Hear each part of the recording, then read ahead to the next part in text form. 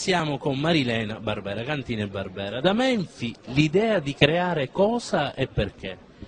E valorizzare le espressioni del territorio in primo luogo, valorizzare le persone che lavorano in quel territorio e il loro rapporto con la vite, con il sole, con la terra di un posto che è unico, perché Menfi ha una bellissima esposizione, un territorio particolarmente evocato per i vini di qualità, sicuramente un'influenza positiva del mare che dà mineralità, piacevolezza e freschezza ai vini. Si è parlato di un consorzio, di un'idea che io definisco intelligente, superare la competitività inutile rispetto a cosa?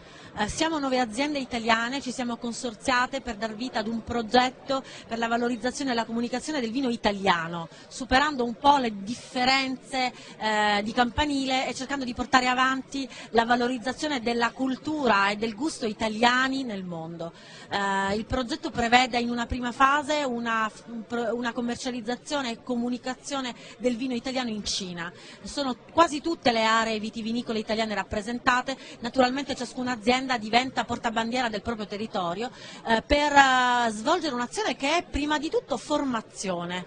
La Cina, l'India, il Brasile sono paesi nuovi consumatori che conoscono poco e sono poco informati sulle differenze e sulle tipicità del vino italiano. Spesso concentrandosi molto sul dettaglio si perde un po' la visione d'insieme, quando invece il marchio Italia e il saper vivere italiano che poi sono il motore, il traino e anche l'interesse di molti mercati nei nostri confronti.